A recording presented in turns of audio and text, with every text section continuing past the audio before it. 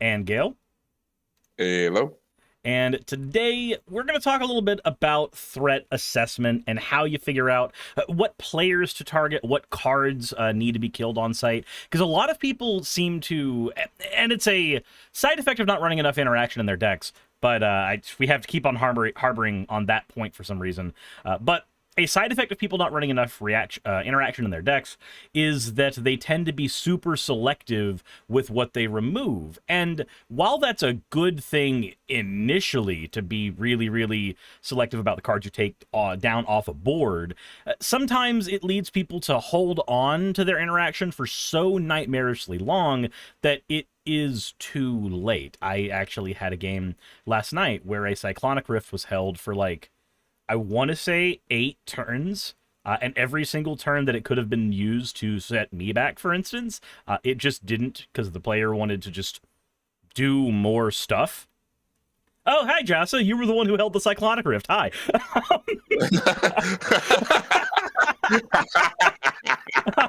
But yeah, I had it turn 3. I know you had it turn 3. And if you hadn't have told me, I would have used Classes of Ursa to find out. Anyway, so yeah, we want to kind of talk about what's some kill on site cards and what's some player etiquette around kill on site cards, because there's another half of this conversation where players who play kill on site commanders, for instance, or play cards that must be answered the turn they come out, also seem to get really salty when you do answer those cards, and that's also a problem. But let's go ahead and I'm gonna open the floor up for this one, as most of this is suggestions from Gale and Bimmingham. Okay, so I'm gonna start it off. Okay. So I'm gonna start us off with a story. So yesterday, Bimina and I were playing a game. I was playing my Raspberry deck. He was playing his Umbrus deck. Now, and then we were playing against a person who's not really the best at Magic the Gathering, and they were playing a Prosper deck. Now, my Raspberry deck is a flash deck, so I don't do anything on my turns. I do everything on my opponent's turn. So I was just sitting there, doing my thing, casting my spells on everybody's turn, and so he attacked Birmingham with a bunch of dudes. Sure, whatever, that's fine. And then I make this huge board because I have a seedborn muse out, and then he attacks Birmingham again. It was much slower and more drawn out than it sounds. So what had happened was Gale kept countering my creatures because I was putting out good creatures that need to be countered, like Roaming Throne and things like that, in an Umbris Horrors tribal deck. It was things that needed to go, and Gale was playing correctly and slowing me down. Consequently, my board state resembled less than what the other two's board states were looking like. And so the guy, what he was doing is he was basically doing that thing that noobs do where they dogpile. They're like, oh, this player is open, I'm going to go for him. As opposed to going for the player that needs to be kept down. Correct. Yeah, so they would sooner see the coins knock out when they do the bonk. So the thing about it is that I had 8 cards in my hand because I had the Saga Jink attacker, so I was drawing a bunch of cards. And I was playing Rashmi. And Rashmi just fills my hand with cards with either counter spells or things like that. So the thing that should have happened is that they should have attacked me to get some of my removal out of my hand. But they attacked Birmingham instead. So I was just like, I feel kind of bad. So I ended up using my removal to try and save Birmingham so that I could actually have a game instead of being literally just handed the win. There's ever a turn. I don't think there's ever a single turn where you didn't have the most permanents. It is correct. It was that one time he played the the prototype thing that makes 3 copies of itself. Mm-hmm. That's literally that one turn that I did not have the most permanents on board, because I went on turn 5. On turn 5, I had played a Seedborn Muse, and then I played a Wilderness Reclamation. So I had a ton of mana, and every card in my deck has Flash or is an instant. It was definitely a game where you needed to be kept in control. What little bit of counters and stuff I had that I was drawing just didn't seem to be enough because you also had counters to counter my counters. And then I was getting nothing out of the other guy. I was getting Yeah, like so the thing about it is that I didn't have to spend any of my counter spells on the other guy because the other guy wasn't doing anything to me. Mm-hmm. I think that's the So- other thing that, like, it's the other side of the coin of how do you assess a threat is also, like, in your own deck, how do you assess that a card is good enough to make that 99 cut so that people have to spend removal on it? Because if they don't, and you get to just drop down a whole bunch of shit and everybody just kind of sighs, then the player who's built their deck properly gets punished somehow. It's weird. Yeah. So it's this kind of that thing where being able to analyze, especially when you don't have 4 players and you have 3 players, you only have 2 opponents. So one of them is going to be a bigger threat to you than the other. So this is the kind of time where I don't personally like politics. But and this is a situation where you should be trying to team up with the other player to just get that one person who's like the absolute obvious threat out of the game so that you can not lose the game. Yeah, so I had a similar situation in the tournament recently, and I'm gonna bring up the commander I was playing because I really like this commander, but people seem to get like one brain cell going off in just random locations whenever you play it. Where is it? Okay, thanks, Scryfall. Thank you very much. I'm so glad that I'm not allowed to actually click the card I'm trying to find. There we go. There's Gonti. There's my boy. Okay, so I was playing Gonti in the tournament, and the table was set up so that there was an Obeka player. There was new Obeka. Me on Gonti. There was a player on Marin of Clan Neltoth. Now, everybody's probably got a nightmare story about Marin. I would assume. Oh Lord. I would assume. Yeah. I have a source or A7. Okay. And then the last player, what they were playing didn't really matter a whole lot. Now, here's how Marin of Clan Neltoth works.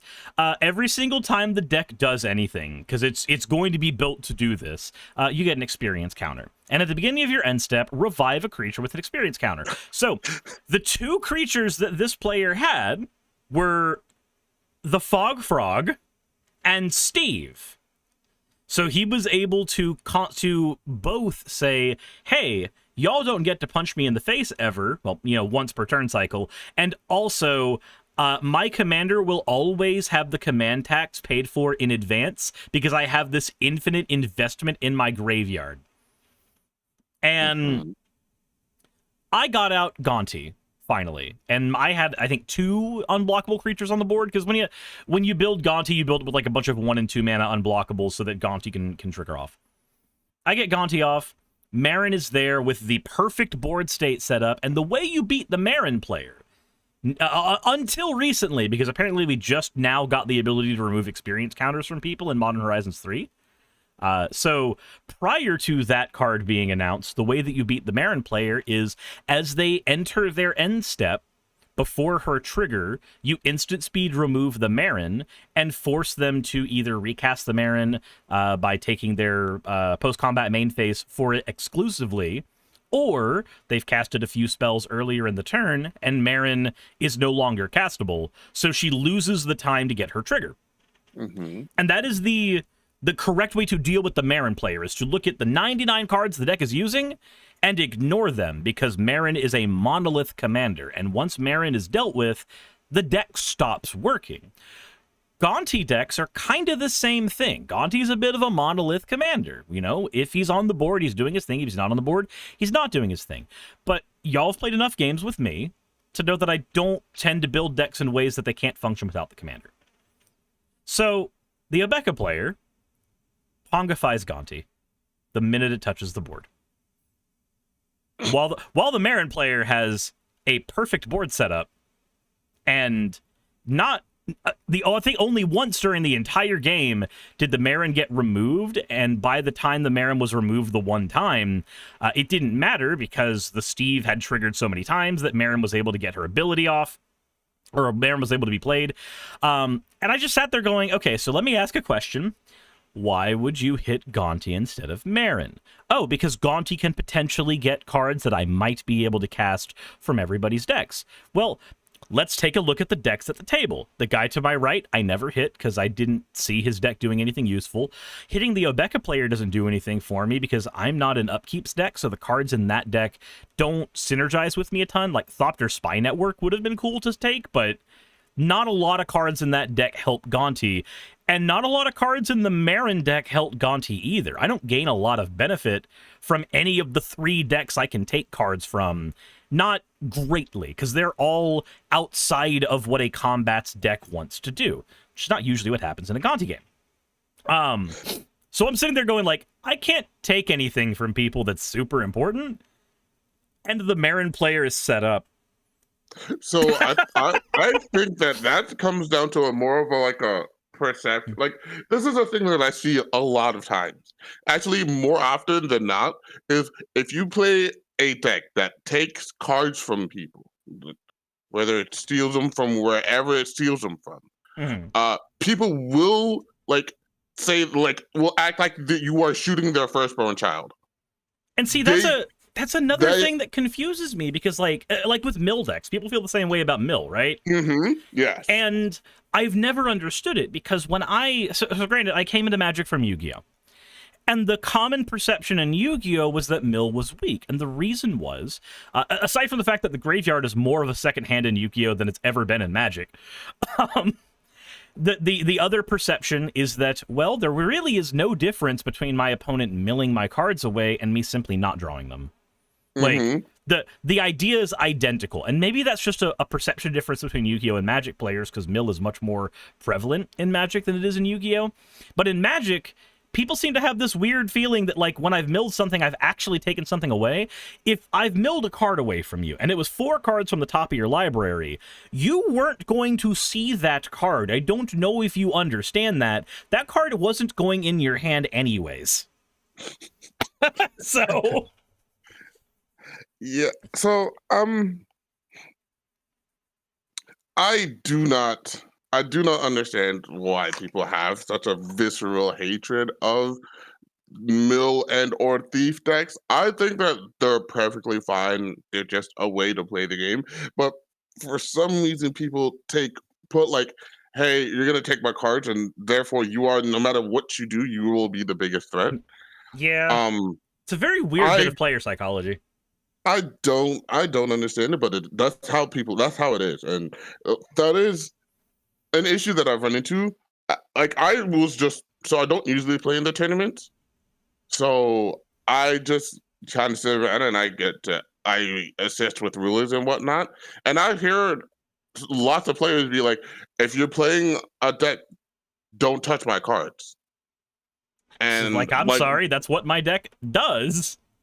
And I'm like, look, it's a strategy in the game.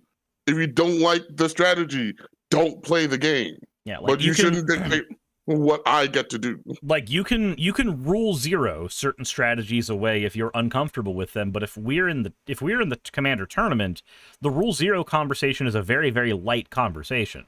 Like, I'll sit down in the tournament and I'll put a few decks on the table usually, unless I've got like a set amount of decks that I really want to try for the tournament.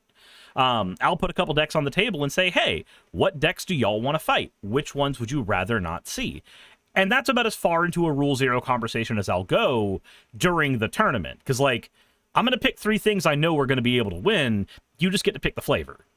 Like, it's a much lighter conversation than, like, well, do you guys not like turns? Do you guys not like control? Do you guys not like infect? Because, like, most people already have a basic understanding of disliking a lot of those strategies anyway. So I just didn't build those in the first place.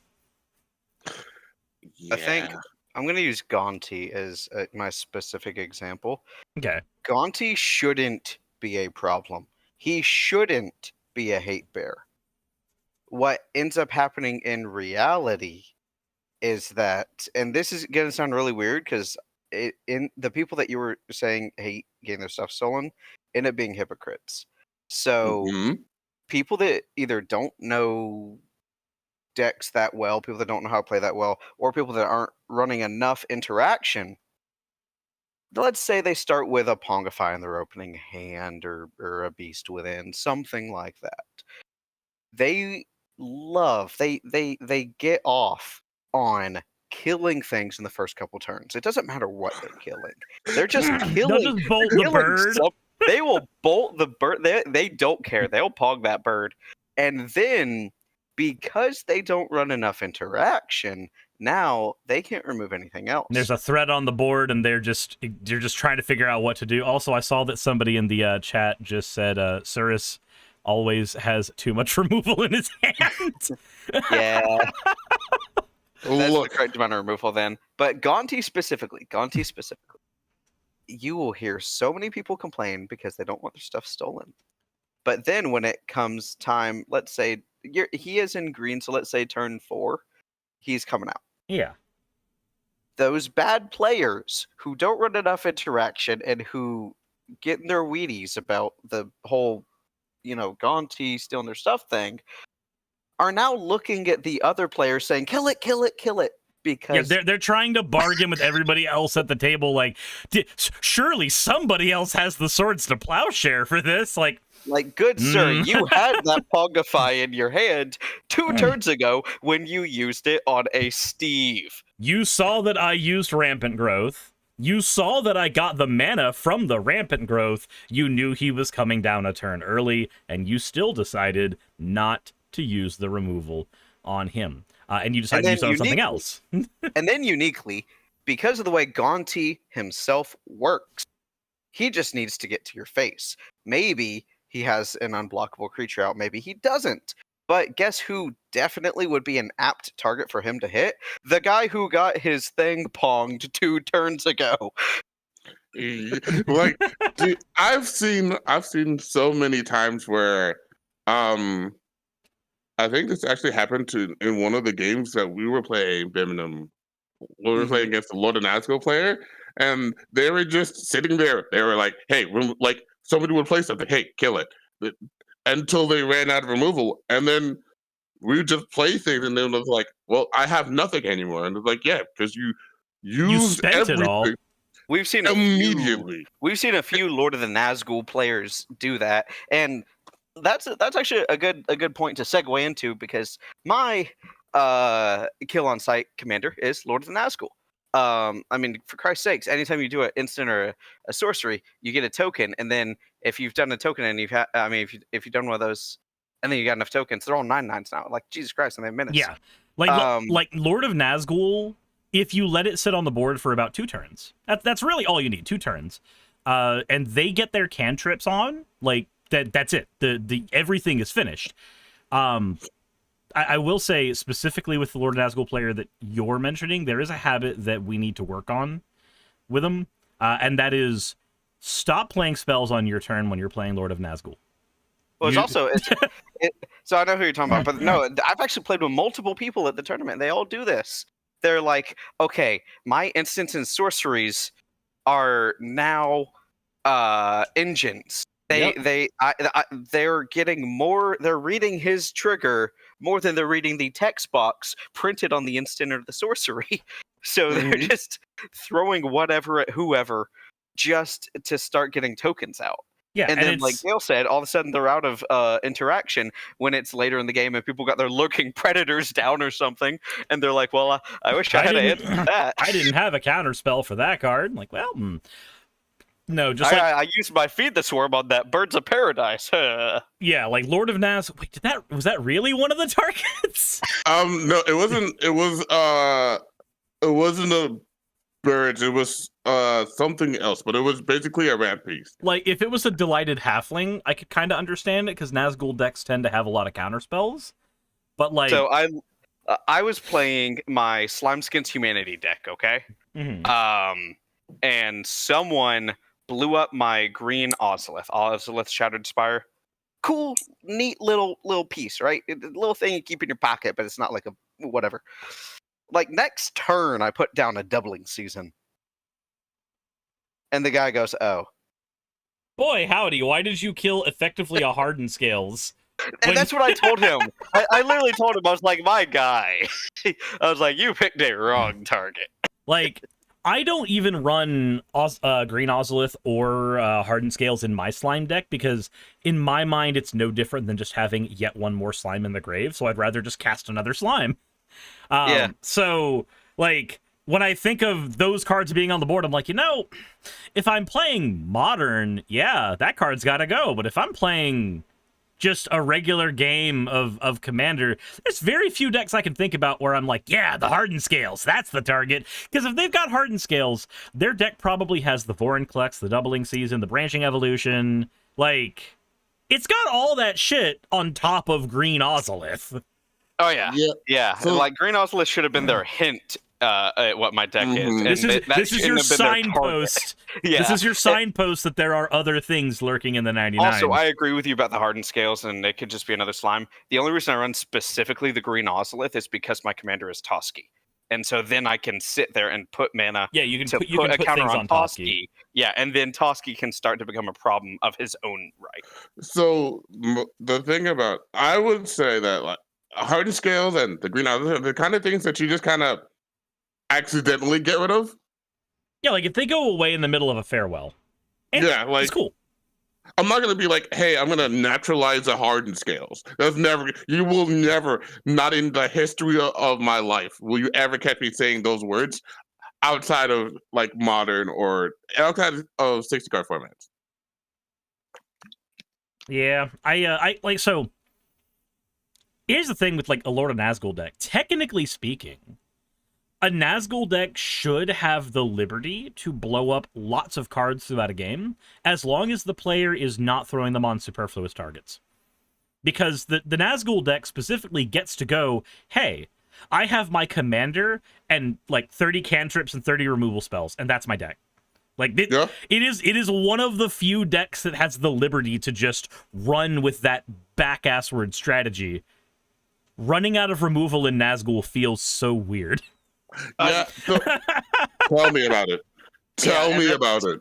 That seems wrong because that's like So the thing I love about Lord of Nazgul is that he's in the removal colors. I mean, he's missing white, but like he's in the colors to just screw with your opponents, and then he profits every time you do it. Mm-hmm. So if you're sitting there and you're run out of them, you have either played it terribly or you've built it terribly. Now the deck that you're talking about, Cyrus, I know you actually had a hand in building that, so I know it's built correctly. Because I used to play Lord of Nazgul. But this individual, you literally handed them the deck. You just said, "Hey, here you go." And then, so if this person's running out of it, there's a problem. Well, the issue, the biggest issue, is that they were using the removal. They used like a bunch, like 3 or 4 removal spells before Lord of Nazgul even came out. Yeah, which is also not something you want to do because like those early turns, unless the card that popped out is like super powerful, you hold up all those cards. Like just land pass. It's okay to land pass in Lord of Nazgul a few times. It's probably the thing you do on your turn 90% of the time in Lord of Nazgul. And in fact, that's what. So I was playing my 5-color Omnath Charms deck, and so I was literally just sitting there land passing, and so we got to the point where he had Lord of Nazgul, and he made a bunch of race, and then I was just like, okay, goad them all, and he didn't have a counter spell because he used them all. It's just kind of the thing where when you're I think this is a big thing about using, like when you have enough removal, you have to also look at what you're using the removal on, because just having a lot of removal doesn't help if you're using them on the wrong thing. So you don't mean use 5 in separate removal cards all on the same stack on the same Goldspan Dragon, because that's what someone did to me one game? No, I mean, don't use 4 pieces of removal on an Elas Ilcore because it doesn't do anything. Yeah. It So doesn't matter. It's a Zulaport cutthroat, basically. No. We're in the best segue. We're the best segue. Okay, so let me bring up Elos. A couple nights ago, I was in one of the worst games you could possibly have, a 6-man game. It was terrible, and there was a Coma player. And Coma, I think he had like 12 Coma coils or something like that by this point. And I was playing my Elos Ilkor Aristocrats deck, a deck that most of the people at our local shop know me by. Yeah. And I just have a whatever little board out. You know, I got Elos Ilkor out, I got Zulaport Cutthroat out, and I have Drivnod out, the Phyrexian god thing, the black thing. And then I had like a couple other creatures. Oh, I had the other 2 creatures I had were Esper Sentinel, Ophiomancer, and one of Ophiomancer's tokens. He looks at me and goes, "I'm attacking you with 5 coils." And I said, "Are you sure about that?" The end result of that moment was that I took 15 damage but gained 10 life because of my creatures dying, and I burned everyone else at the table for 18. Oh. Yep, Oh. that sounds about right. From my creatures dying. So he just was so he just went, "Hey, buddy, would you like if I was your personal Ashnod's altar?" Yeah, Yep. because he didn't think that I would block his stuff. So I just said, "All my creatures block. What's up?" I killed 2 opponents with my blocks. 2 opponents lost the game. That sounds like a blocks. lesson learned. You know what that reminds me of, awkwardly? So remember, there was a game where I had Blood Artist, Marauding Blight Priest, and Zulaport Cutthroat all on the board, and we had a fairly large board across 4 players, and somebody in the middle of a cafe casted not a removal spell. No, it was a board wipe, and everybody looked at him sideways and wondered, why did he cast the board wipe? And the joke is it was you, actually. You casted the board wipe. And what was the game? I'm sorry. So we were at a cafe that is near our card shop. And I had Zulaport Cutthroat, I had Blood Artist, and I had Marauding Blight Priest, which says that anytime I gain life, everybody loses 1 life. I had those 3 on the board and a few tokens. The rest of that was inconsequential. But everybody had 2 to 5 creatures on board, and you were like, "Okay, it's time to cast the board wipe." Oh, was that the night when I just wanted the game to end because it was like 2 a.m.? Yeah, you just handed the game to me instantly because you're like, "I do the board wipe." Okay, Blood Artist triggers, Marauding Blight Priest triggers, and Zulaport Cutthroat triggers. I guess everybody dies. Yeah, no, we were all tired. We all wanted the game to be over, and I had the answer at hand. I had the Mouska tool. It will help us later. But the reason I was telling that story about the Elos Core is nothing I did. I tapped no mana to do that. No cards left my hand. I didn't do anything. Everything that happened from him attacking me was legible on board. Everything there. He could have looked at me, looked at my board, and done the math and known what the outcome was going to be if he attacked me. Yep. I wasn't the threat. I mean, I was building up to be a threat. But I was not the threat in that moment unless he attacked me. He allowed me to be the threat. Yeah, because Elos Ilkor is basically just a Zulaport Cutthroat alternative. Like that's real. Well, technically, I guess more of like a Cruel Celebrant alternative because of the colors. But that's all he really is. So you just kind of let him stick around for a little while. He's not doing anything. And killing him is the most useless thing. He's a 2-drop. I'll cast the bitch again. Well. Go ahead. He's also a 2-drop in a deck that only has 1 and 2 drops. Yeah. So, like, they'll cast him again and also play the spell they were planning on playing during the turn anyways. And half the time I've got a sack outlet and I just put him in the grave instead of the command zone. Yeah, I was gonna say, because the game I was referencing was that same Lord of Nazgul game, and he kept killing Elos Ilkor, and you just kept saying, "Okay, I have this Vat of Rebirth. I will just get him back." Oh, the Vat of Rebirth game, yeah. And I was just, Jesus, how many times did I bring Elos back through Vat of Rebirth specifically? It was like 5 times. Man, That I have to say, I think Vat of Rebirth is probably one of my favorite uncommons that Wizards has ever given us. Well, check It's this out. such a silly card. I had Vat of Rebirth, I had Ophiomancer, and I had a sack outlet. Oh yeah, every turn cycle you get a Vat of Rebirth then. I was just getting Elos back from my grave every time, and then Every time. spot removing Elos, and I was like, I can do this all day. Every single time. I was leaving him alone because any removal spell directed at Elos Ilkor was not directed at my thing. Right? Yeah. So I was like, yeah, go be my guest. Do what you will. Please, like, go with my blessing. But I was like, dude, he's just gonna get it back.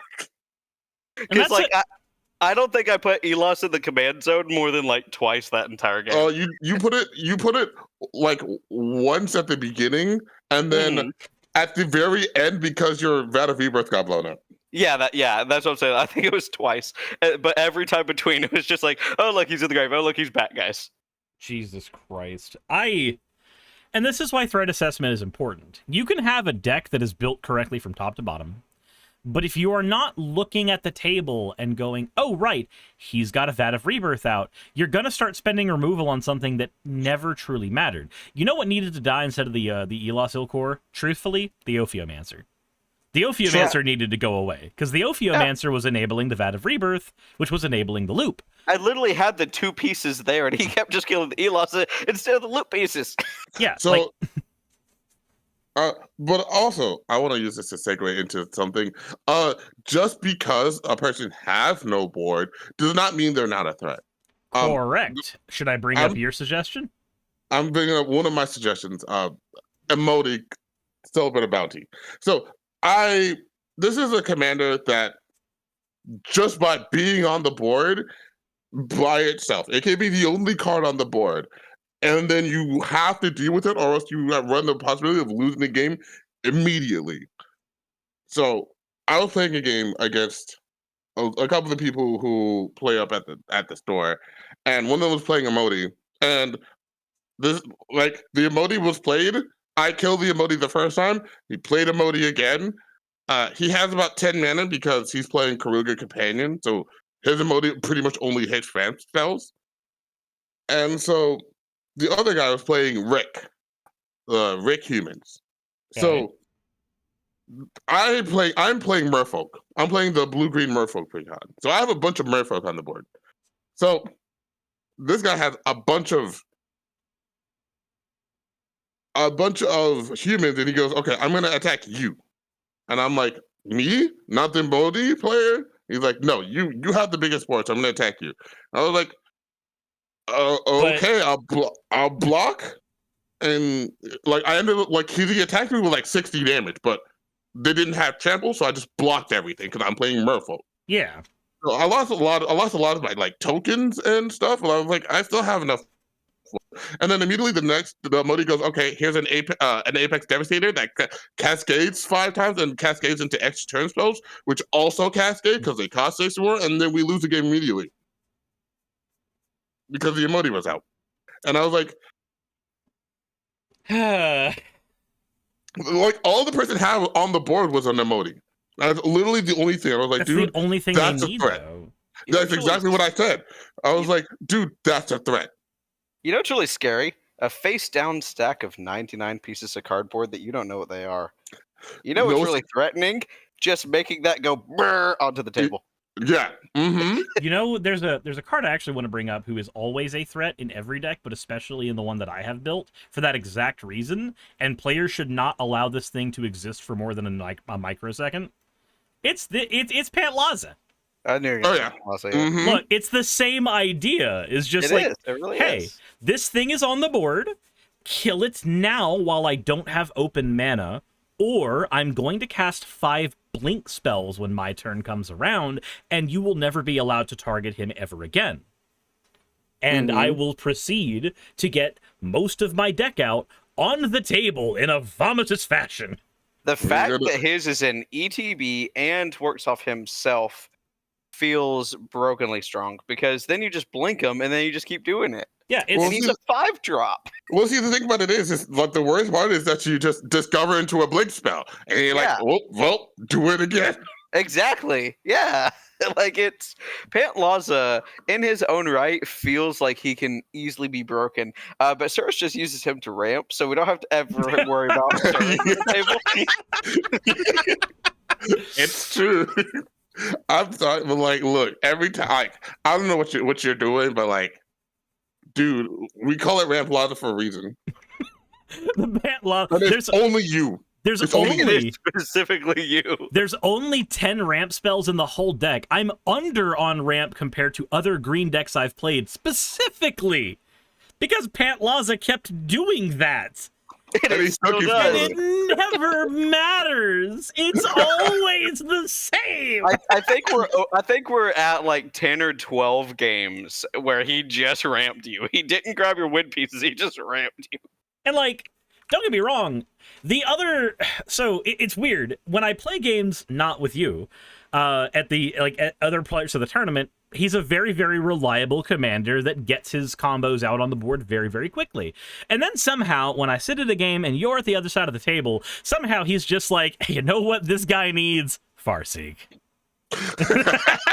So we've learned there's two things you don't do when I'm at the table. You don't use Pantlaza, and then you don't target me for the goddamn gamble, because I am always gonna get the card you gambled. I don't know why. Okay, so I've got those hands. On the bright side, I don't have gamble in any decks anymore except my CDH deck, because it was in Veyron while I had Veyron built for only one reason, and you know the one reason.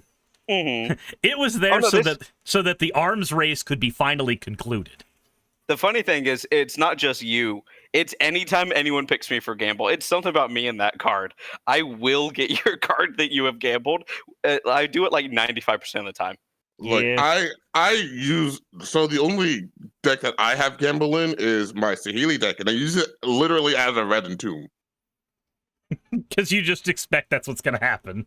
Well, I built the deck. It's an artifact deck, so it's a lot of recursion for artifacts specifically. So I'm like, yeah, I'll just go get some artifact and be like, if it's discarded, oh well.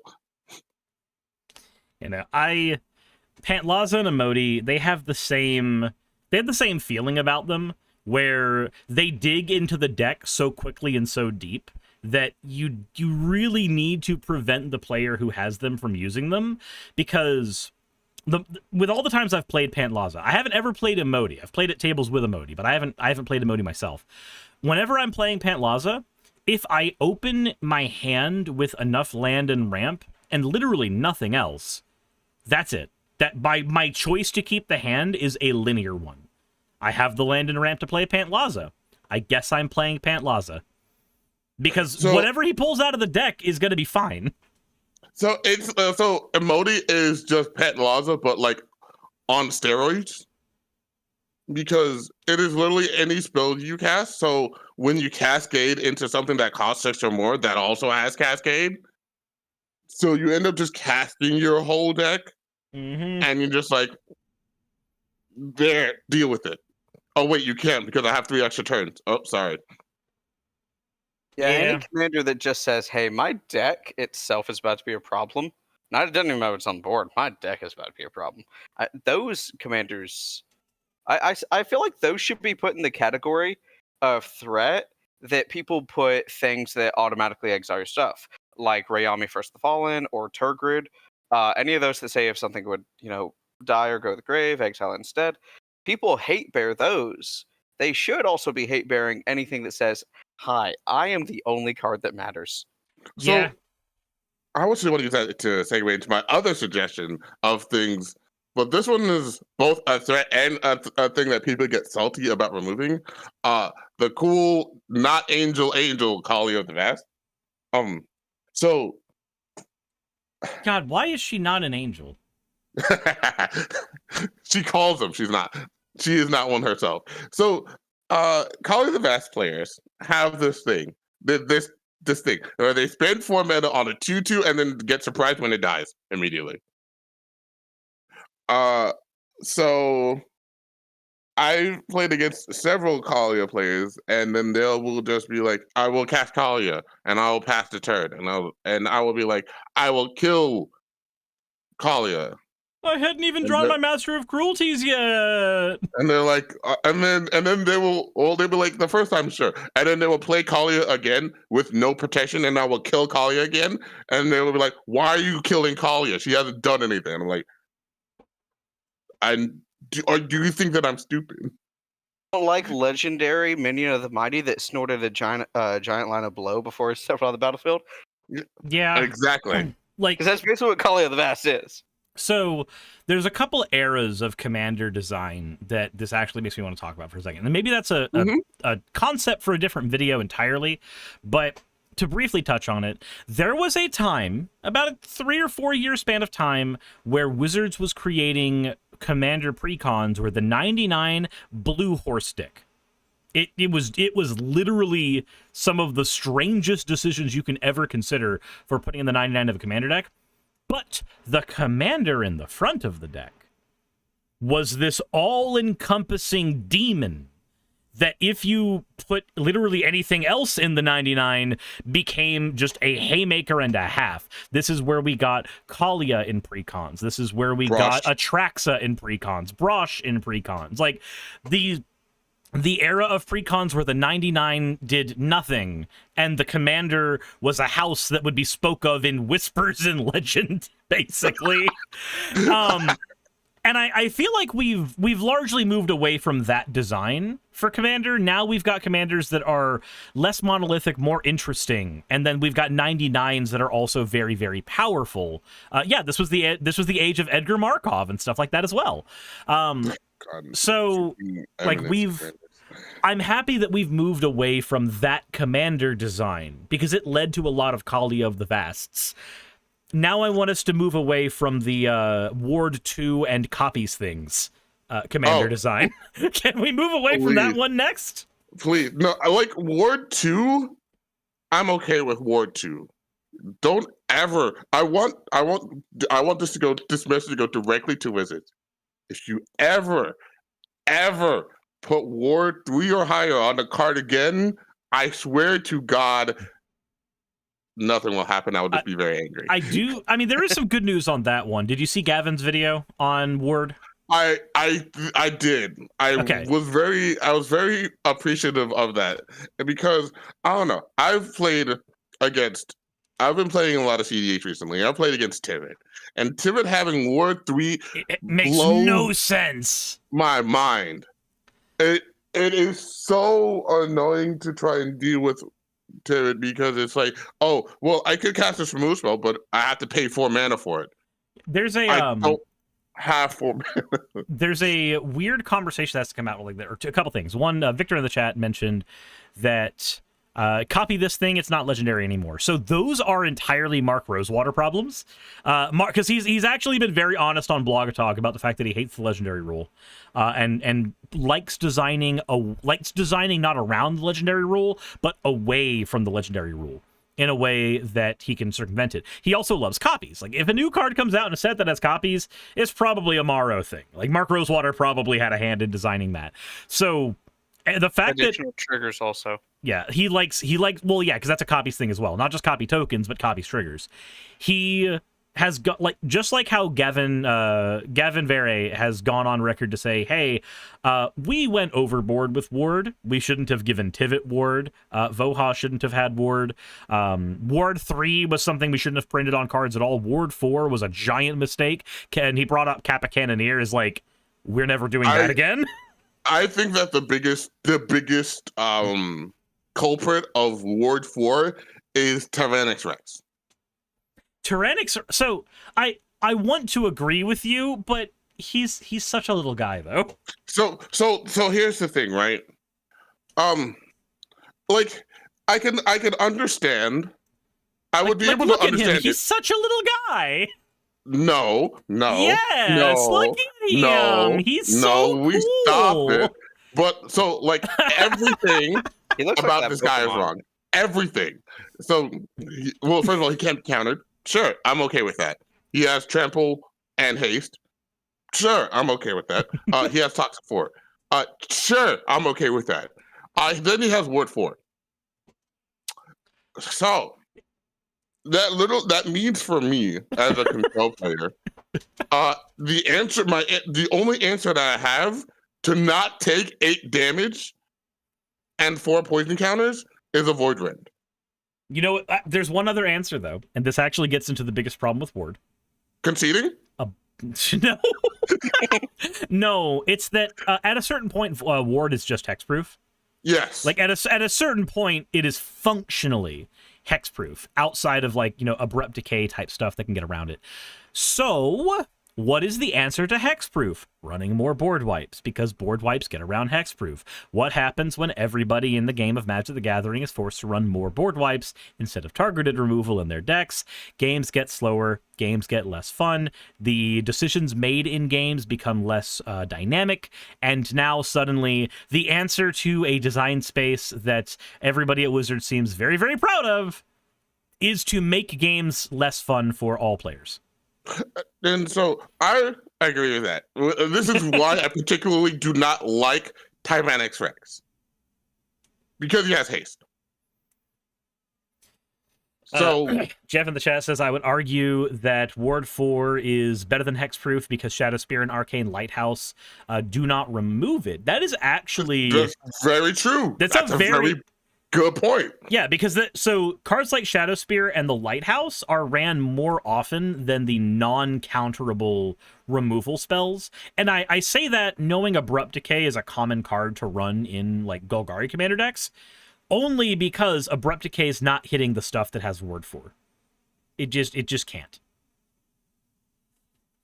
Now the only, and these are not equal scenarios, but the only thing that works against Ward that doesn't work against Hexproof is countering triggered abilities like Stifle. You can just stifle the Ward trigger, and then the thing was never Hexproof to begin with. So the only issue with that is then becomes like a force of will kind of thing, where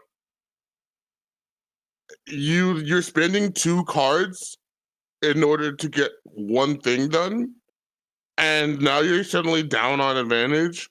Like, you could be like, sure, if you're doing something like, I don't know, you're trying to kill Storm of Saruman, which has Ward for whatever reason, don't ask me.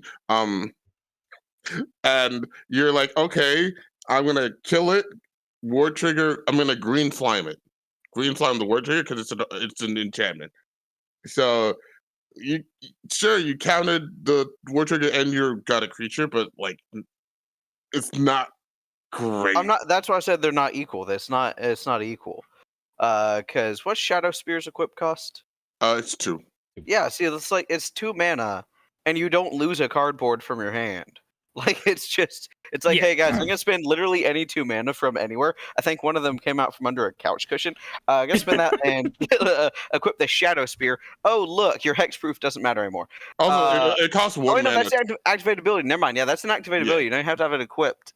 You just pay 1 mana to. Yeah, you just pay 1 mana, and you don't have to lose a card at all. I was going to say, as the Affinity player, I can actually think of a few times where I've just gone, yeah, the Shadow Spear's in the back and the Walking Ballista's in the front. You know what that means? It's a good time. Your thing is gone. And, like, you guys know that, like, everyone has their archetypes that they are as personal players, and my thing is that I love Hexproof. I love Hexproof. Specifically on my commanders, I will build as many commanders that are hard to touch as possible. And I even feel that Ward is getting overboard here. Yeah. Like, Ward is getting ridiculous. We got Ward in Strixhaven, and in Strixhaven only 2 legendary creatures got Ward. The commander from the set and Octavia. We got Adrix and Ev and Octavia. I love Octavia's Ward. I love Octavia's it. Ward I is even hate him. fine. Like, Octavia's Ward is fine because you have to spend so much mana to get Octavia. You have to spend basically omniscience mana to get Octavia Living Thesis out. And you know what I also found? So, the other reason I don't mind the Ward on Octavia is I think I like Octavia players. I've never seen somebody that's his flavor. That's his flavor. I've never seen somebody that built Octavia that I didn't think was also, like, a chill person to be around. Yeah. Because, like, that's just not... Like, Octavia comes on the board and you're like, is this person the threat? No, probably not. That's not the threat. That's just Octavia, the octopus pet. And we all have the octopus pet. We can pet the octopus. Oh, you know what deck that goes in? Lord of the Nazgul. No, it doesn't. Look at that tech box. Look at that text box, and then think of how Lord of the Nazgul works. Right. It'll Lord of the cost 8 Nazgul doesn't want to spend 10 mana on Octavia. No, you won't. You'll spend 2. I guess, yeah. You'll spend 2. It'll have Ward 8, and then he's got his Magecraft ability, so that if you don't have enough Wraiths to hit the 9/9, Octavia makes him into 8/8s. That's fair. He's a secondary. He's a backup. I have some stupid technology that I will save for my own deck. So I have an idea now. Okay. Like this is when you're doing the threat assessment thing, Octavia is very rarely the threat, but like something like Tyrannus Rex with the Ward 4, that's something that has to go away, because the Rex in the decks that want the Rex is probably winning the game for the player. With one exception. If the Tyrannix Rex just happens to be one of the dinosaurs in the 99 of like a Galta deck, then the Rex actually isn't the problem. There's other dinosaurs that are worse. The Rex is just big for sake of big. The problem is Tyrannus Rex has too many words compounded onto him that all work together, and has the Ward 4, because it's uncounterable. It has trample and haste. So the person's saying, I'm going to spend 7 mana, and you are going to take some level of damage to your life total and 4 poison counters. That's just going to happen. Because it can't be countered. It's got trample, it's got haste. It does too much in one go. And it's too self-synergized in its own text box, if that makes sense. Do you want a fair version of the Tyrannix Rex stuff that also has not ward but hexproof? Sure. This is the Tarrasque. The Tarrasque is amazing, and he is beautiful. It is. I love him. Haste and ward 10, and he's got a fight trigger. Oh yeah, no, I love the Tarrasque. I love the Tarrasque. I love Thrasta, because Thrasta gets hexproof if he came in this turn. I love those type of dudes. Because Thrasta actually, he reduces his cost. He's got hexproof, and he's got the trample over Planeswalker, and haste. So Thrasta is actually almost the same flavor as Tyrannix Rex, but he doesn't have the Toxic 4. And he doesn't have the uncounterable. Man, I was sad the day that I chose to take Tarrasque out of my AC deck. I do love that he keeps the Ward 10. I love it. I need to put Tarrasque in a deck somewhere. God, what deck do I have that I can put Tarrasque in? The real answer to your question, the real answer to what is similar to the Tyrant Rex, is Carnage Tyrant. It is literally it is the unfractionized Tyrant Rex. Because it's uncounterable. It's uncounterable. It has trample and it has hexproof. It just doesn't have haste or toxic. Fair. That is, yeah. Yeah, they have similar design. Interesting. Okay. Oh, and also there is where all the people are trying to stop it. And then I guess the assumption is that they're all Phyrexianized. Just like in this artwork right here, the Phyrexian came down like a cloud. Now all those people that are trying to stop it are now there around it. Yep. So like I've dealt with this kind of on this war thing. I've dealt with this. Like Carnage Tyrant is cool because at least with Carnage Tyrant, I have a turn to be like, do I have a board wipe? And if I do, then I get to play the board wipe and I'm rewarded for holding it or just having ways to dig for it. But with Tyrant Rex, you just play it, they take 8, and then shrug emoji. Yeah. Man, no, Carnage Tyrant is just a colossal dreadmaw with extra steps. Like I like Carnage Tyrant. I really do. Oh my god, you making me angry. It's just Colossal Dreadmaw with extra things. Moving on.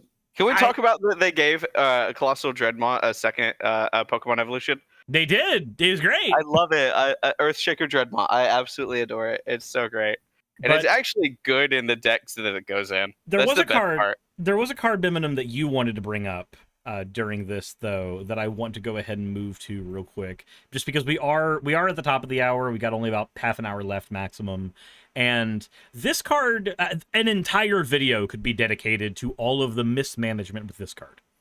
Oh, which card was it? It was Rhystic Study. Yes. So that is. Now we're swayed way more heavily back into the title of the video with the threat assessment and who should you target. And yeah, so people seem to forget that some removal spells can hit 2 different types of permanents. If it says on that feed the swarm, destroy target creature or enchantment, please keep reading after the word creature. When there's a Rhystic Study on the board and you feed the swarm my Birds of Paradise and you don't pay the 1, your mother should have swallowed. Man, so there's a reason that I have told players who play like Rakdos and Mono Black decks to run things like Baleful Beholder. And everybody gives me side eyes when I say that. It's like, no, you don't understand. Players who don't have access to removal for certain types of cards, or at least pretend they don't have access to removal for those cards, also tend to be really stupid with the removal. And you know what I think people are doing wrong is that they are thinking that Rhystic Study, Esper Sentinel, and Mystic Remora are all of an equal caliber. No. And that is absolutely false. Study is the absolute, like, hands down strongest version of that effect. Mystic Remora kills itself, and oftentimes you'll get players they're like, oh, I'll just wait a turn. I'll just let him tax himself out. Just play creature spells for a couple turns, and then the Remora doesn't do anything. And then Esper Sentinel only triggers once a turn. He's a creature, so he dies to things that just organically kill creatures anyway. Like, Esper Sentinel's not as big of a problem as Rhystic Study. Mystic Remora is not as big of a problem. Rhystic Study is on a whole nother plane than the other two. But because people see Mystic Remora and Esper Sentinel more often, they're like, oh, okay, well, that's whatever. And then they'll just leave the Rhystic Study on the board. And then they're like, how did that guy win? He had 17 cards in hand the whole game and had a reliquary tower. You know what I bet it was? He got that turn 1 command tower. That's what it was. So I'm gonna like. So when I play CDH, the most common thing that happened is for like somebody to play a Rhystic Study, and then that whole CDH stack where you have counter spells on counter spells on counter spells on counter spells. The 12-minute stack. It doesn't start on the Rhystic Study. Like the Rhystic Study is usually the number one reason why people are fighting over it. And then, so what happens is somebody play Rhystic Study, somebody counter Rhystic Study, the person will counter the counter, and then it'll go all the way up, and then it'll go all the way down, and then if the Rhystic Study resolves, cool. If it didn't resolve, the next person will just play Rhystic Study. Yeah. I have seen that. They wait for someone to do something that starts the stack of doom, and then they're like, weird. Anyway, Rhystic Study. And it's usually not. It's usually specifically a Rhystic Study, because like Rhystic Study in any game mode, we're not going to say it's CDH is different, because it's not. In any game mode, I had Rhystic Study in my Ratchme deck, and I took it out because it was too strong. It is a card that players tend to gravitate towards because it is a named card that everybody knows, and everybody knows that it's one of the strongest draw pieces in the game. People end up going towards it instead of anything else for some reason. Like, when you're building a deck and it's got blue, they're just like, oh, I need a Rhystic Study in there. Yeah, it is it is so funny because we'll have like the newer people who come to the store and they're like, hey, I want to I want to build this deck. And then everybody would be like, do you have a Ristic study? I'm like, dude, there's other things you can play instead of a Ristic study. Like, there's actually a new person who recently started playing Magic, and he's gone and went and bought a box of Wilds of Eldraine to get a Ristic study. Oh yeah. Oh, so he's learning all the wrong lessons now. He's learning all the wrong lessons because it worked for him. And that's the most unfortunate part. The shop didn't have the Ristic studies. Like, he did try to buy one first, and there's. Well, but yeah. I am glad for him at least. But like, if you're, I will say this: if you're a new player, I don't think Ristic Study is the type of card you should be including in the deck at all, because no other card in Magic works like Ristic Study. And for a particular, like, there are cards that are similar, like Esper Sentinel and the fish, but actually no, there is a card, and it is double the CMC. No, it is double the CMC, because I wanted to bring it up as a showcase of how powerful Ristic Study is. Lurking Predators is a 6-drop and is effectively what green would do as a opposite of what Ristic Study does. Like, yeah, Lurking Predators, if you happen to hit strong creatures, it might edge its way to being more powerful than Ristic Study, but it's also 6 more mana. I would wager to say that Lurking Predators is the green equivalent of Ristic Study, and is a 6-drop enchantment. Yeah, like so my problem with Ristic Study for new players, and it's not a problem that's shared by Lurking Predators. My problem with Ristic Study for new players is this is a crutch. If you are learning how to play Magic, learning how to play Commander, you can build a worse Commander deck solely because you put a Ristic Study in and it digs through the chaff you put in your 99. And that's an issue, because then you don't learn the lesson of proper deck building, you just learn that Ristic Study is powerful. You can learn the lesson that Ristic Study is powerful a billion ways. The problem is, nobody who's new understands that's the lesson they're learning. They think they've learned how to make a really good deck because their win chance might have gone up, but they're not winning because of that. They're winning because they've got, say, like a 2-card infinite combo and the Ristic Study, and then they don't have a decent bit of removal in the deck. They don't have other draw package cards in their deck. They don't have adequate ramp in their deck. Their actual, like, cohesive strategy for the deck is barely there, but they've got a couple of infinite combos that they can get into with the Study sometimes, like the Study and the Remora, and so they'll lean on that and go, yeah, no, my deck's strong. It wins lots. Like, no, your deck's not strong. It's a glass cannon that dies the minute people put removal in their deck. Like, it stops working when the Ristic Study stops working. And that's not a good way to be. But if you're a newer player, you don't know that. You don't know that your deck is losing when the Ristic Study is losing. You just think you had a bad game, because everybody has bad games, right? Like, also, it's hard to identify that. You know who's going to win a game? If there are 2 bad players both at the table, and both bad players both have their Ristic Study out, you know who's going to win? The guy who has more interaction. Neither of them's going to win. The guy who has more interaction is going to win. Because he's going to turn the Ristic Studies off. Yeah, and then they're just going to sit there and just cry. Like, it's like...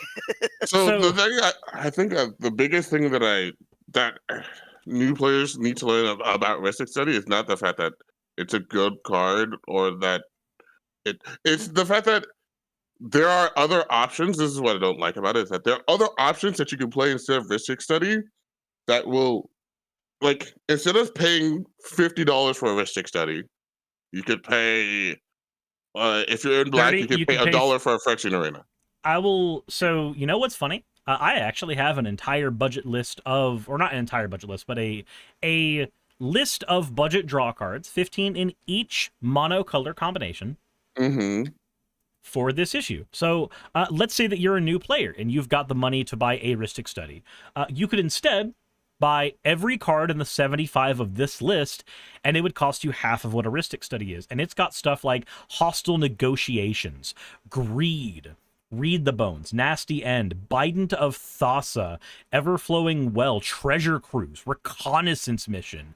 Like, these are all cards that are known to dig through decks and just churn through them. And you can get all of them, every single one, enough to build just buku decks for half the price of a single Ristic Study. Yep. Like, Yep. I think that's the sad part. Is like one of the things that the $15 decks challenge has really turned me on to. It's like finding those one or two like set cards that just do something like you would never think of. let me see if And do I have the thing set up for this? Oh, weird. It's not set up for this. Okay, hold on. Like, just pulling it up here because we're on the topic. This is the first time I've had a chance to use this screen. It's wonderful. But just going through, like, if you're a new player, heuristic study does work. But, like, you know what's really cool? Midnight Reaper. That does just as much work churning through a deck if you're playing an Aristocrats deck. Like, Midnight Reaper and Grim Heart Steps. Morbid Opportunist is also good. I didn't have it in here because I think it was too expensive to make the threshold for what I was building this list on. Probably, yeah. But, like, Factor Fiction. How many blue decks just get game-winning pieces off of a Factor Fiction? Bro, there's a whole meme. End of turn Factor Fiction, you lose. That's a whole meme for a reason. Yup. If you're playing aggro decks, Military Intelligence and Biden of Thassa will churn through your deck just as fast. Merfolk Looter is a card that I think, not just this card, but like every single one of these looter-style effects, I think decks need to run one or two of them in general because they get through dead cards. You know that feeling when you've drawn like 3 lands in a row and you really just want to find gas? Merfolk Looter solves that problem. It every turn goes, did you not draw gas? Throw it away. Try again.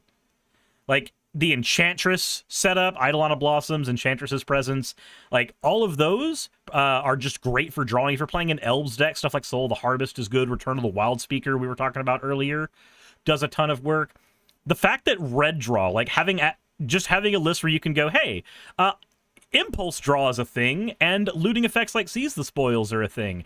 These are all things you could pick up. Welcoming Vampire is a fucking house of draw. This is all shit you can get.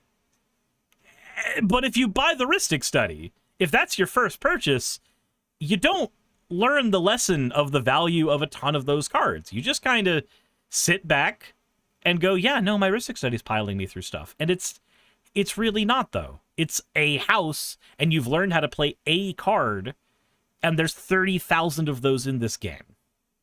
And the thing about it is that as like Rhystic Study has like that bell curve where it's really bad in like really low power decks because the cards you're drawing are just like really bad. Yeah, you're just digging through your chaff. Yeah, it's really good in like that center where like people like your cards are good and people don't know how to play against it. And then it's really bad in the top end where people know how to play against it. And unless you're playing CDH, then it's really good. And then it bounces back up once you're in CDH. Yeah. But yeah, in the top end of casual, yeah, I mean, it's Rhystic Study is negligible at best. The problem is, as we're talking about, you know, with threat assessment and all that, we're not talking about the top end of casual. We're talking about players like in that mid range at best. And I mean, they're making dumb choices. They're either not running enough removal and interaction, which we talked about before, or they're using the Feed the Swarm on the creature because creature hurt life total and that bad. I'm just, come on, guys, like you can't let the Rhystic Study stay. You had open mana. You ended up passing your turn with 2 open lands anyway. You didn't have any instants in hand. Why didn't you pay for the Rhystic Study? And you know what? Yeah. If you're hurting for interaction to play, there's I have another resource for everybody in here. If you're hurting for interaction, we're going to flip back to the fun screen again. This is a list of all kinds of budget monocolor interaction. Again, 15 in each.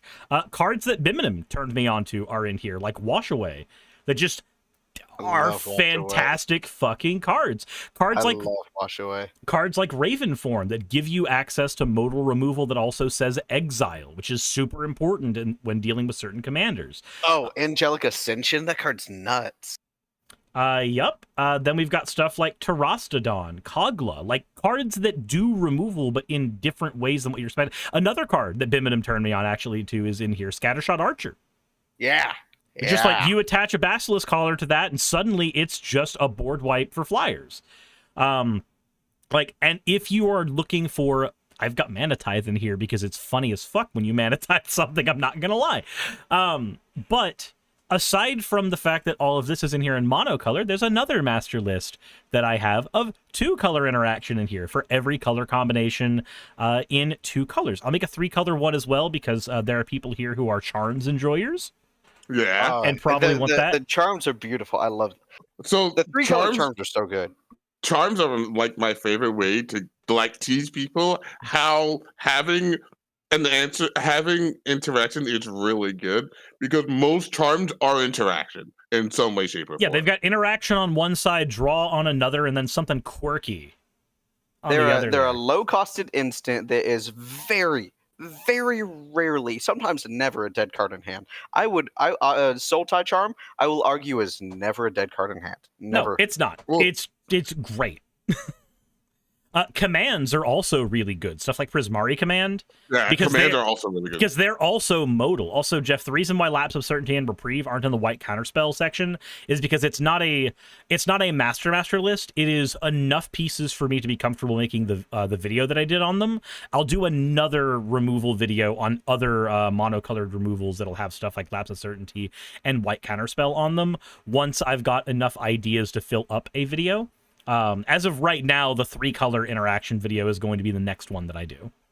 But because this is literally just enough. Oh, Anguish Unmaking. Show Anguish Unmaking. Oh yeah, I have it right here in here. Like it's but you can't in read the master text list. because it's up there. Yeah, look at that. Look at that. I need everyone to exile target non-land permanent card. Yep. Oh, you know what? For aristocrat style decks, Ruthless Lawbringer came out. For Orzhov Aristocrat decks, and this thing is fantastic. ETB, sacrifice another creature, then destroy any non-land permanent for 3 mana, while also being a creature. Like, we get new tools like this all the time, and people just don't think about them. It's just Rite of Oblivion. Also, just it's such a good card. Also, Rite of Oblivion goes hard. People forget that it has flashback. Also. The weird thing is that, like, in Golgari, non-land permanent is the most common thing for those colors to kill, I noticed when building this list. It's so weird, and it feels so good, and I need an Atomize for my Slimes deck. Atomize is a good card. Is that just subtly asking to find you an Atomize? Oh, no. Okay, I have a less subtle ask. Do you have a Flip Shieldred? No. Funny. You're funny. Because I need that for Marchesa. No, you don't. Shut up. Nope. Nope. It's just like Rakdos Charm. You know who's the threat? The elf player. You know what makes them not the threat? The Rakdos Charm. Rakdos Charm's a good card. Oh, you've made 1 billion elf tokens, Lathril player? That is a shame. That is such a shame. I am so sorry you did that to yourself. Like, it is the greatest feeling in the world when somebody like makes infinite, like does a Scary Oak Ivy Lane Denizen combo, and then they go to their turn and then they attack, and then you're like, all right, I like to cast this Rakdos Charm, and then suddenly imagine winning with Scary Oak Ivy Lane. Could be me. Gee, I wonder if you've got any decks that do that, Mister. Right? I have multiple mono green decks. I love green. So it's just like the other half of threat assessment is figuring out what cards you should have in your 99 that can properly do that, and that's why I've been building these lists for people. They are not the be-all, end-all of cards that you can run, but they are good starting locations. It's like the deck building kit that I bring with me to the shop. It's not the be-all, end-all of every card in Magic, obviously, but most decks can be built out of it, and it's a good starting place. For most decks, it'll give you like 80% of the things you need to make a deck function. And then, after that, you're off to the races figuring out what you want to pick up from your LGS. Yeah. Especially you. Every single week I walk in, you're just like, I need the kit. Hey, I'm a deck building fiend, dude. All I do I'm building 2 more decks right now, but we're not talking about that. I'm guessing you need the kit for those 2. Probably. I think I already looked through. I think I looked through it for one of them already, but the other one I will need. Jesus Christ! But that's every time. We don't talk about that. We're talking about removal. You should. We're talking about threat assessment. So you're gonna remove cards from the kit. I am gonna remove. I'm gonna assess how threatening a card is in my deck and not in the kit. How about that? Jeez.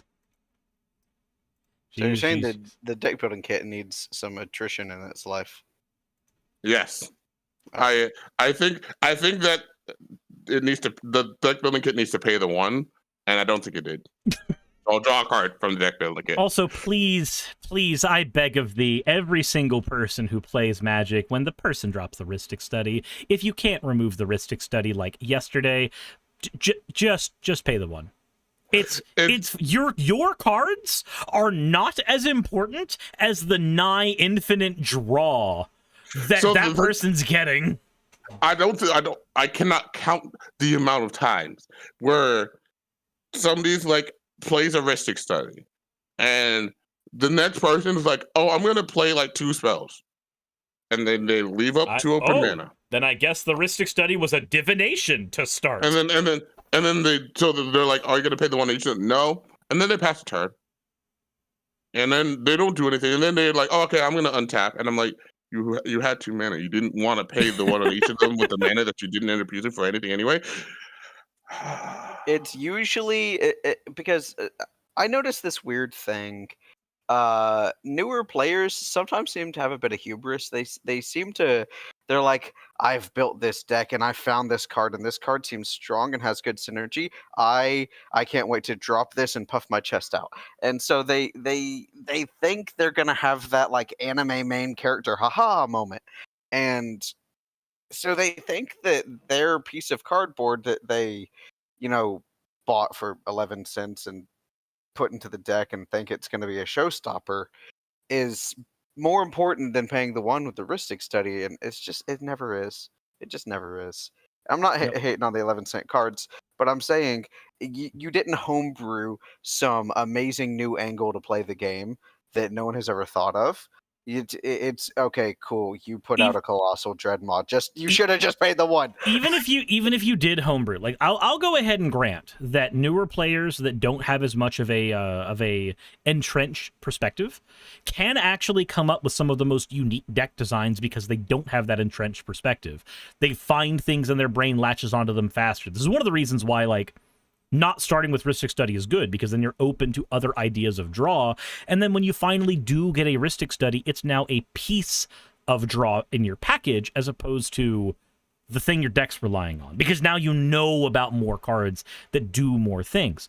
So I'm not gonna denounce new player perspective. What I will say though is that even if you've brewed up that new amazing anime protag moment, what you have not done is created something that is more powerful than the draw of the Rhystic Study. And that's what I mean. Like, I'm not saying that the homebrews can't be strong. I'm saying the hubris is thinking that your homebrew is stronger than the Rhystic Study. Yeah, and that... we talk about all of this stuff. We all 3 of us know how powerful a Rhystic Study is. We're not saying that you shouldn't run a Rhystic Study if you have it. What we are saying is that don't let someone else keep theirs. Yeah. Yeah, that's the whole point. It's should I target? It's a threat that needs to be targeted. This episode's about threat assessment. That guy across the table has Rhystic Study. Okay, cool. He's a threat. Get rid of that thing. You know what's also good about that though? There's another side. There's another side of that, because we've worked in the how does a new player learn how to get better at the game conversation into this already. So let's talk about that for just a brief bit. We got 5 minutes. If the new player does buy that Rhystic Study and they do get it blown up immediately every time, you know what's going to eventually happen? That player is going to be forced by attrition to look into other options of drawing cards that are more explosive and less permanent. Cards like Dig Through Time, cards like the divination alternatives that we've gotten a billion of, like Tezzeret's Gambit. They're going to start looking into those cards because the option to ignore those cards is being violently taken away. That's another good thing. There's a new player at the table and they drop the Rhystic Study. Don't sit there and go, let them feel the power of the study. No, rip it the fuck away. Let them put their hand on the stove, rip it away, and then have the conversation of, hey, your deck could have dug through a bunch of cards if you had a Dig Through Time in it, if you had a Memory Deluge in it. Like, you could have gone through just as many cards in your deck if you had other options that are harder for us to fuck with. Christ's sake, see the truth. See the truth. Of Man, that's not... Okay, so I know you're naming a Magic card, but... That's in response. I'm also to that. sounding like the guy standing up in the front pew of the church. Like, yes, I realize that. But like, find other cards than Rhystic Study. Yeah, see the truth. Amen, brother. But like, for Christ's sake, like, I mean, look at it. It also does not count as drawing. So if someone has like a Narset Part of Veils out or like a Shieldred, something that's messing with your ability to draw cards, this is a put effect. This is not drawing you cards. Yep. This is not a draw spell. And if you're running a deck that wants cards like See the Truth, it already wants things like, say, Torrential Gear Hulk, which is such a fun haymaker to drop on somebody at the at the 11th hour of the game when somebody goes, okay, it's time, and you just sit there like, hold on. I have a Torrential Gear Hulk. Oh my god, Yugi Moto voice. Yes. It's such a I love the Gear Hulks, okay? I love every one of the Gear Hulks. I also love the Gear Hulks. Like, Noxious Gear Hulk did work for me during the Marchesa game. I've repeatedly sung the praises of Cataclysmic Gear Hulk and the amount of just pure value you get off of stuff like that. And Torrential Gear Hulk looks at See the Truth and goes, would you like 3 new cards, my child? Except it can't, because that's a sorcery. But what is it? The Arcane... What is the card? What's the card in the Pioneer deck? Oh my god. It's the prototype. Yeah, that one can do it. Because I forgot... Arcane Proxy. Yeah. I forgot that Torrential Gear Hulk says instance only. So Torrential Gear Hulk can't do the See the Truth. Oh, you can do what I did to Bimminum, is I cast a Torrential Gear Hulk on Sublime Epiphany and literally just got infinite, was about to get infinite value. Until I memory deluged it. Until he memory deluged it. God, you know what? I let him get the Torrential Gear Hulk off. I let him declare his target, and I said, mine. The only thing that sucks, anytime I think of Sublime Epiphany, I think of that new Spree counterspell that we got.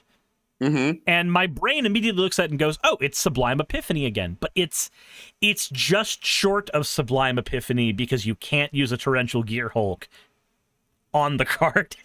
Yeah, you cannot, in fact, use a... Well, technically you can. And then it does. You can pay the additional costs. Yeah, but if you're already paying 6 mana for the Gear Hulk, you probably don't have the mana to do that. I mean, that's not what I signed up for. I signed up for casting a bunch of spells. Anyways. I mean, at least you're not me. So what's that?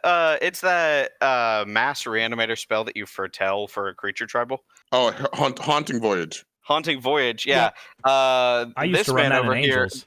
This man over here countered my Roaming Throne, and then I had to use a Haunting Voyage naming Golems in a Horrors tribal deck so that I could get 1 Roaming Throne.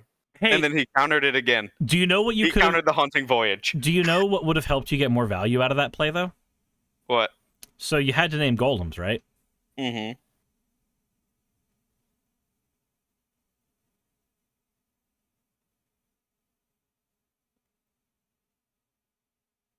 This is a weird silent moment. I don't know. I was so confused. I thought my headphones. Jeez, I wonder if there's a 7-mana card that could let you blow up anything on the board that we could have also gotten out of that. No. I didn't know where you were going with this. Yet another situation where Meteor Golem could have improved it. No, go away. Podcast is over. Goodbye, everyone. All I'm saying is these fuckers, 2 of the ones in the chat, started out our game last night by exiling my Meteor Golem, preventing me from looping it in Marchesa. They were doing the Lord's work. You don't stop Meteor Golem. It's a quote bad card. You let it resolve because it's a bad card, and then it ruins your day. I do still stand by that it is a bad card if it is not in a deck that can abuse it. As a standalone card, there are better cards. But if you're in a deck that can abuse it, then it synergizes. Hello, I am the Reanimate Blink player of the pod. Yeah. I'm the artifact player of the pod, so there's 2 people who can abuse it. And I do abuse it. So wait, hold on. What you're telling me, Biminem, is the problem you have with Meteor Golem is you can't abuse it. Wait, what? What do you mean? The other players of the pod play decks that routinely can abuse a Meteor Golem. You play decks that can. You're the one who plays a deck that that isn't really able to abuse it. Well, you do not see the power. You do not appreciate. The only time I've ever seen a Meteor Golem outside of you has been someone like randomly has it in a deck, and I'm like, oh, okay. Well, I played it. I played it in all of my artifact decks, every single last one of them. Guess what Saheeli loves making clones of? Meteor Golem. Yeah.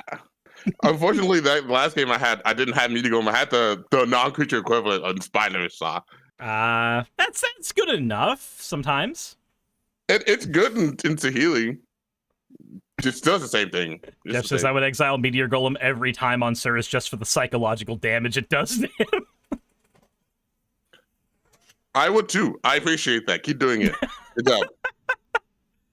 So the lesson here, kids. Ristic Study shouldn't sit on your opponent's board. So you need to spend 8 on a Meteor Golem. All right. Correct. Hey, it's 7. No. Oh, you're going to pay the 8. 1? Is you going to pay the 1? Yeah. Yeah, you're going to pay the 1. Yeah, you know what? Fair enough. It's entirely worth it. Is entirely worth it. Because no counters, it sends it to the graveyard. You're right, there are 14 reanimation spells in Marchesa. Well, no. What you have to do is, to maximum psych damage, counter it with one of the counters that exile it instead, like Void Shatter. Max psychological damage. I hate all of you.